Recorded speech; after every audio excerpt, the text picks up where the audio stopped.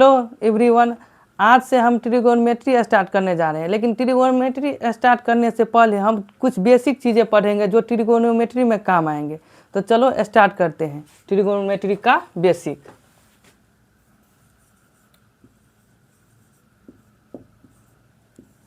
ठीक, तो सबसे पहले हम जानेंगे समकोण त्रिभुज। समकोण त्रिभुज होता क्या है? जिस त्रिभुज का एक कोण समकोण हो उसे समकोण त्रिभुज कहेंगे। ठीक, जैसे मान लीजिए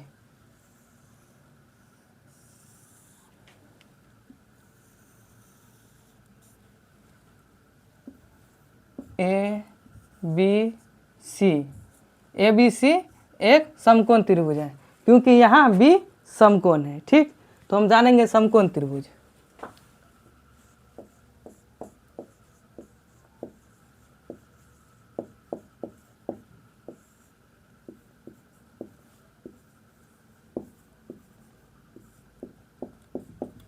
समकोण त्रिभुज, जिस त्रिभुज का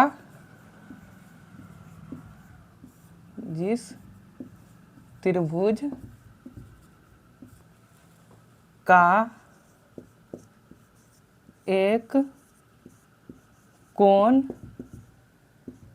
समकोण,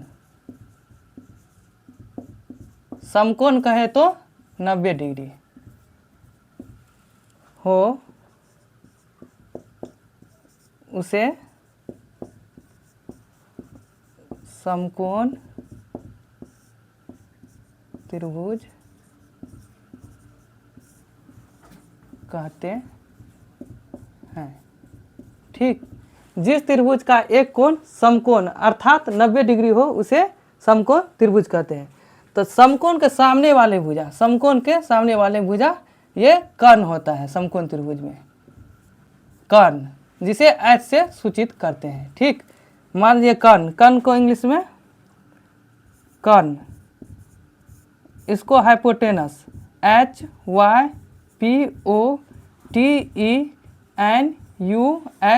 हाइपोटेनस, जिसे एच से सूचित करेंगे। ठीक, उसके बाद लंब, लंब को परपेंडिकुलर, परपेंडिकुलर,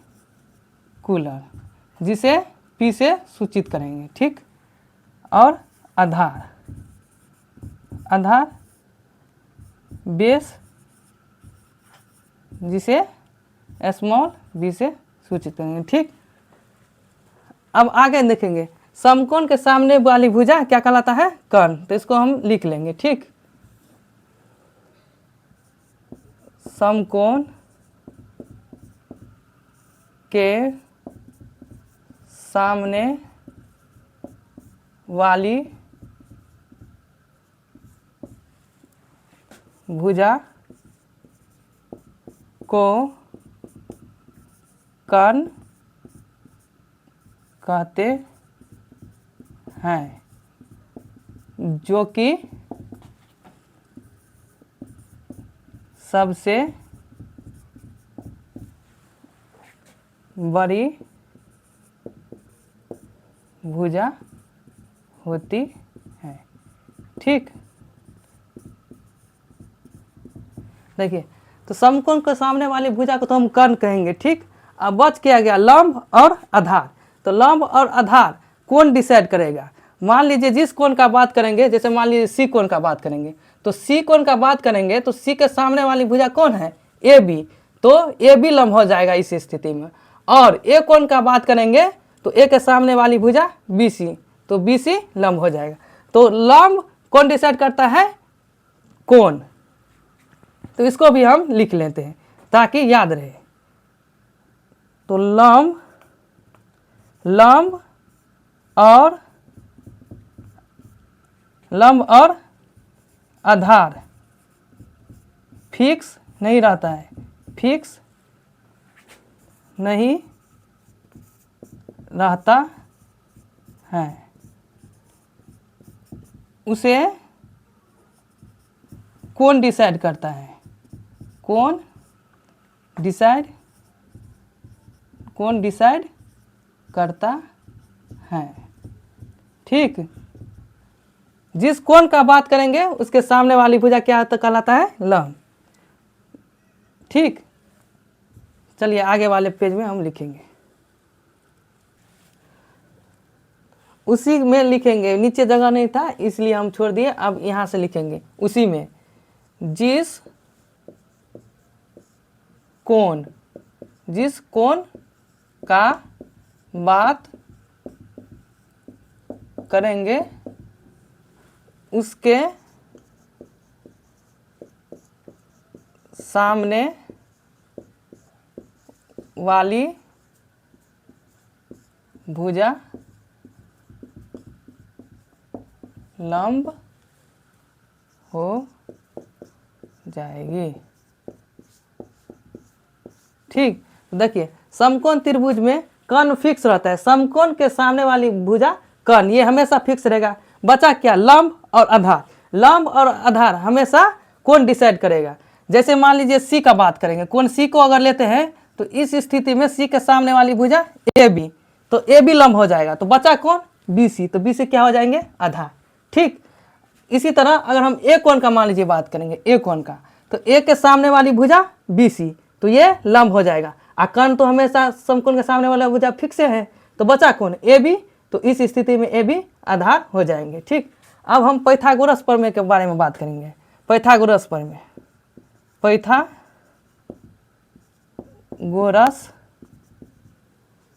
प्रमेय, पाइथागोरस प्रमेय क्या कहते हैं? कर्ण का जो वर्ग होता है, कर्ण का जो वर्ग होता है वो शेष दो भुजाओं कौन? लंब और आधार के वर्ग के योग के बराबर होते हैं। ठीक, यानी कि कर्ण स्क्वायर बराबर लंब स्क्वायर जोड़ आधार स्क्वायर, ये मेन फॉर्मूला हुआ, ये मेन सूत्र हुआ। यहाँ से हम और सूत्र निकालेंगे। ठीक, जैसे कर्ण स्क्वायर बराबर लंब स्क्वायर जोड़ आधार स्क्वायर है, तो कर्ण बराबर क्या हो जाएंगे? रूट अंडर स्क्वायर हटेगा तो इस पर क्या चढ़ेंगे? रूट अंडर लंब स्क्वायर जोड़ आधार स्क्वायर। ठीक, ये पहला निकला। इसी तरह हम दूसरा निकालेंगे।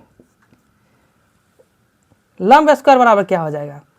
ये प्लस आधार स्क्वायर इस साइड आएंगे तो क्या हो जाएंगे? कर्ण स्क्वायर माइनस आधार स्क्वायर, यानी कि लंब स्क्वायर बराबर कर्ण स्क्वायर माइनस आधार स्क्वायर।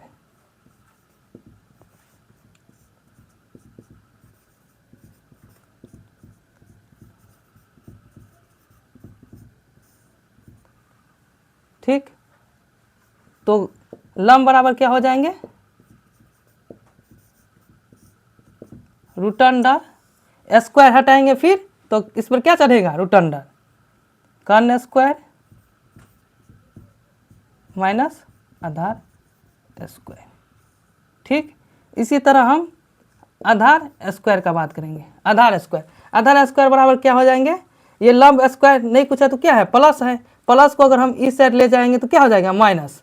प्लस को इस साइड ले जाएंगे तो माइनस, तो आधार स्क्वायर बराबर क्या हो जाएंगे? कर्ण स्क्वायर माइनस लंब स्क्वायर।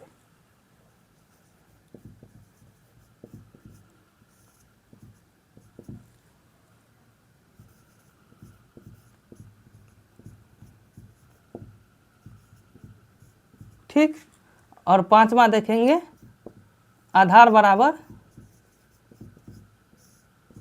ये स्क्वायर हटेंगे तो फिर इससे रूट अंडर चढ़ जाएंगे। ठीक, तो कर्ण स्क्वायर माइनस लंब स्क्वायर। ठीक, तो ये मेन फार्मूला हुआ, कर्ण स्क्वायर बराबर लंब स्क्वायर जोड़ आधार स्क्वायर, और यहाँ से ये 5 गो निकला है। ठीक, तो देख रहे होंगे, समझ गए होंगे। तो इस पे अब हम सवाल करेंगे। ठीक, ये नोट कर लो। तो चलिए इस पे क्वेश्चन करेंगे। ठीक, जैसे मान लीजिए ये समकोण, पहला क्वेश्चन नंबर फर्स्ट, मान लीजिए समकोण त्रिभुज है ए बी सी, जिसमें ए बी 3 है, बी सी 4 है, तो ए सी क्या होंगे? ठीक, तो ए सी निकालने का फॉर्मूला अभी हम बताएं। ये क्या है? कर्ण है, तो यानी कि कर्ण स्क्वायर बराबर लंब स्क्वायर जोड़ आधार स्क्वायर, आधार स्क्वायर। ठीक, यही फॉर्मूला यूज करके हम बनाएंगे। ठीक, तो ए सी का स्क्वायर क्या हो जाएगा, ए सी का स्क्वायर बराबर ए बी का स्क्वायर प्लस बी सी का स्क्वायर, ए बी का स्क्वायर प्लस बी सी का स्क्वायर। तो ए बी कितना है 3, तो 3 का स्क्वायर प्लस बी सी कितना है 4, तो 4 का स्क्वायर, यानी कि 9 प्लस 4 का स्क्वायर 16, यानी कि 25। 9 और 16 को जोड़ेंगे तो 25। तो ए सी बराबर कितना आया 25, ए सी स्क्वायर बराबर कितना 25। तो ए सी बराबर क्या हो जाएगा, ए सी बराबर स्क्वायर हटेगा तो इस पर रूट अंडर, तो ए सी बराबर 25 का वर्गमूल 5। तो ए सी कितना आया 5, ए सी कितना आया 5, यही हो जाएगा आंसर। ठीक, डायरेक्ट भी निकाल सकते थे, ए सी बराबर root under A B square plus B C square. जैसे कर्ण स्क्वायर बराबर लंब स्क्वायर जोड़ आधार स्क्वायर बताए थे मेन फॉर्मूला, उसके बाद क्या बताए थे, कर्ण बराबर सीधा रूट अंडर लंब स्क्वायर जोड़ आधार स्क्वायर। तो उस फॉर्मूला पे हम डायरेक्ट भी निकाल सकते हैं, ए सी बराबर root under A B square plus B C square, वहाँ से भी डायरेक्ट ए सी निकल जाएगा 5। ठीक, अब हम दूसरा क्वेश्चन देखेंगे।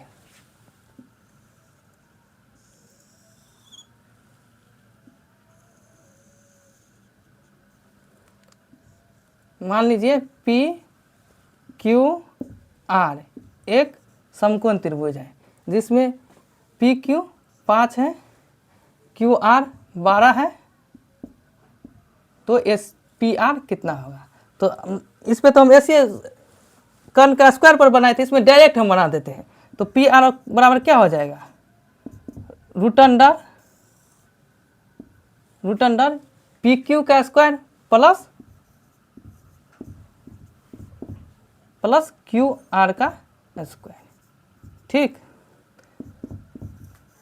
तो पी क्यू कितना है 5, तो 5 का स्क्वायर प्लस क्यू आर कितना है 12, तो 12 का स्क्वायर, 5 का स्क्वायर 25 प्लस 12 का स्क्वायर, 12 का स्क्वायर मतलब क्या, 12 का स्क्वायर मतलब क्या 12 गुना 12, और जब 12 में 12 से गुना कीजिएगा तो कितना आएगा 144।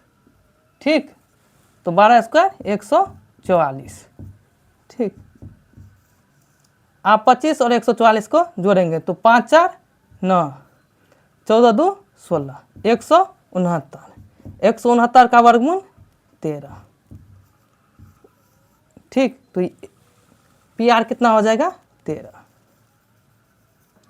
और आगे देखेंगे, तब तक इतना नोट करिए। तो अब हम नेक्स्ट 3 नंबर क्वेश्चन देखेंगे। ठीक, मान लीजिए एम एन और ओ एक समकोण त्रिभुज है जिसमें ये 15 है, ये 17 है, तो ये कितना होगा। ठीक, तो क्या बताए थे, अगर कर्ण तो फिक्स है समकोण के सामने वाला भुजा, बचा कौन ई, तो इसका स्क्वायर बराबर क्या हो जाएगा, कर्ण का स्क्वायर माइनस ये इसका स्क्वायर और रूट अंडर। ठीक, ये इसको आधार भी बोल सकते हैं, लंब भी बोल सकते हैं, अभी कुछ नहीं पता है क्योंकि कोण का बात नहीं किया है। तो डायरेक्ट हम निकालेंगे एम एन बराबर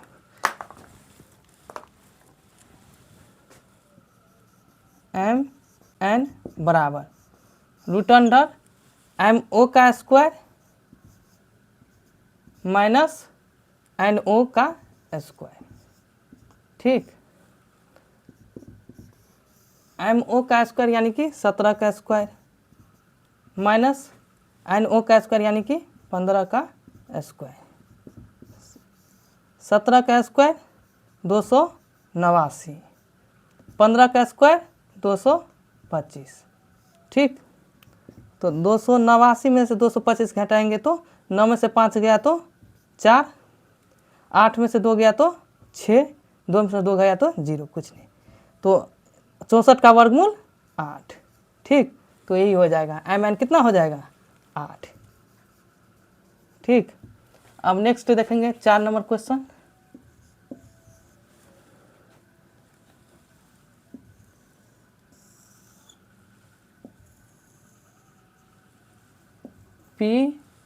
क्यू आर एक समकोण त्रिभुज है जिसमें ये 24 है, ये 25 है, तो ये कितना होगा। ठीक, तो इसको भी निकाल लेंगे इसी तरीके से। पी क्यू का स्क्वायर क्या हो जाएगा पी क्यू का स्क्वायर नहीं, सीधा पी क्यू, सीधा पी क्यू, पी आर का स्क्वायर माइनस क्यू आर का स्क्वायर। ठीक, पी आर कितना है 25, तो 25 का स्क्वायर माइनस क्यू आर कितना है 24, तो 24 का स्क्वायर। 25 का स्क्वायर 625 माइनस 24 का स्क्वायर 576।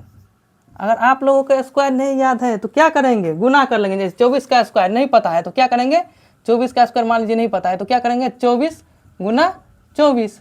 आप सिंपल ऐसे करके गुना कर लेंगे 2400 के 24 से। ठीक, ऐसे 4 चौक 16, 2 चौक 8, 1 9, 4 दूना 8, 2 दूना 4, ऐसे करके कर लेंगे 6 9 8 17 का 7 हासिल 1 4 1 5, ऐसे करके कर लेंगे। अगर नहीं स्क्वायर याद है, हमें याद है इसलिए डायरेक्ट हम लिख रहे हैं। ठीक, तो क्या हो जाएंगे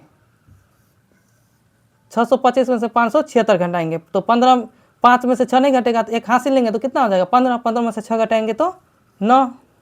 अब कितना हो गया ये 1 में से 7 नहीं घटा, फिर 1 पैंचा लेंगे तो कितना हो जाएगा 11, 11 में से 7 घटाएंगे तो 4। ठीक, ये कितना बचा 5, 5 में 5 घटाएंगे तो 0, मतलब क्या आएगा रूट अंडर 49, 49 का वर्गमूल 7, तो पी क्यू कितना हो जाएगा 7। ठीक, नोट करिए इतना। चलिए तो नेक्स्ट क्वेश्चन 5 नंबर देखेंगे। ठीक, फिर से एक समकोण त्रिभुज लेंगे। ठीक, इसमें मान लीजिए ये 3 है, ये 5 है, तो ये कितना होगा बताएंगे। नाम दे देते हैं ए बी सी। ठीक, तो ए बी सी कितना हो जाएगा ए बी सी, तो बी सी याद करना है तो बी सी बराबर क्या हो जाएगा रूट अंडर ए सी का स्क्वायर माइनस ए बी का स्क्वायर।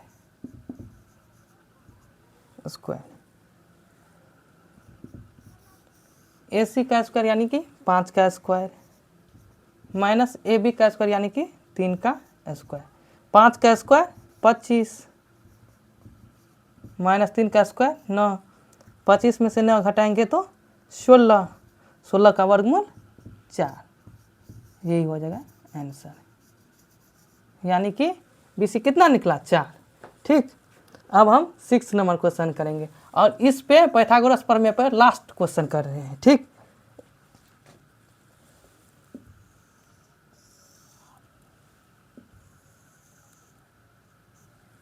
पी क्यू आर, ये 8 है, ये 17 है, तो ये कितना होगा। तो क्यू आर बराबर क्या हो जाएगा क्यू आर बराबर पी आर का स्क्वायर माइनस पी क्यू का स्क्वायर। ठीक, रिटर्न पी आर मतलब 17, 17 का स्क्वायर माइनस पी क्यू मतलब 8 का स्क्वायर। 17 का स्क्वायर 289, 8 का स्क्वायर 64, 289 माइनस 64, 9 में से 4 घटाएंगे तो 5, 8 में से 6 घटाएंगे तो 2, 2 का 2, क्या हो गया 225, 225 का वर्गमूल 15। तो क्यू आर कितना निकला 15, यही हो जाएगा आंसर। अब हम कुछ महत्वपूर्ण पाइथागोरस ये ट्रिपलेट के बारे में बात करेंगे। ठीक, नोट करिए तब तक। तो पाइथागोरस प्रमेय पे हमने क्वेश्चन देख लिए। अब क्या करेंगे हम कुछ महत्वपूर्ण पाइथागोरस त्रिक को क्या करेंगे याद कर लेंगे। ठीक, ताकि हमको सवाल बनाने में आसानी हो। इसमें से पहला है 3 4 5, दूसरा 7 24, 25, ठीक। उसके बाद 8, 15, 17, 4, 9, 40, 41, पाँचवा 11, 60, 61, छठा 12, 35, 37, सातवां 13, 84 और 85, 8, 20, 21 और 29। इस बीच में और एक लिख लेंगे 5, 12, 13, इसी बीच में, यानी कि 9 नंबर, एक के बाद 2 ये होना चाहिए, हम यहाँ लिख देते हैं, ठीक, कोई बात नहीं। 5, 12, 13, ठीक। इसको यही लिखना चाहिए था 2 नंबर में, मिस्टेक से छूट गया तो यहाँ लिख दिए, ठीक।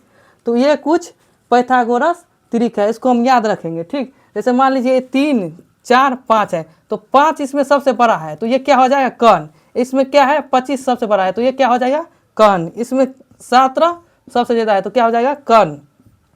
इसमें 41 सबसे बड़ा है, तो ये क्या हो जाएगा, कर्ण। तो जो लास्ट में है और बड़ा है वो क्या है, कर्ण। और बाकी बचा ये दोनों में से कोई भी लंब और कोई भी आधार हो जाएंगे।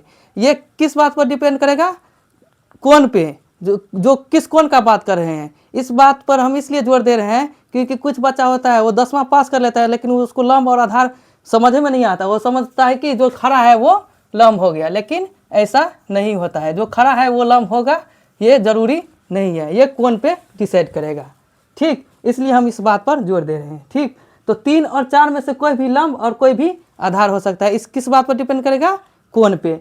जिस कोण का बात करेंगे उसके सामने वाली भुजा लंब, और जो बच गया एक वो आधार, ठीक। उसी तरह से इसमें भी इस दोनों में से कोई भी लंब और कोई भी आधार हो जाएगा। कर्ण तो फिक्स है क्योंकि कर्ण सबसे बड़ी भुजा होता है, तो कर्ण हमेशा फिक्स रहेगा समकोण त्रिभुज में। जो सबसे बड़ी भुजा होगा वो कर्ण होगा, और कर्ण होता कौन है, जो समकोण के सामने होता है। तो बचा कौन, 2, तो 2 में से लंब और आधार, वो दोनों में से कोई भी लंब और कोई भी आधार हो जाएगा, ठीक। ये कोण पे डिसाइड करेंगे, ठीक। तो आज के लिए हम बेसिक क्लास में इतना ही रखते हैं। अब हम नेक्स्ट क्लास में कुछ फार्मूला देखेंगे और डायरेक्ट हम 8.1 पर 8.1 में का प्रश्न हल करेंगे, ठीक। और लाइन बाय लाइन हम सारे क्वेश्चन बताएंगे, आप लोग खाली प्रैक्टिस करते रहिएगा, ठीक। Thank you.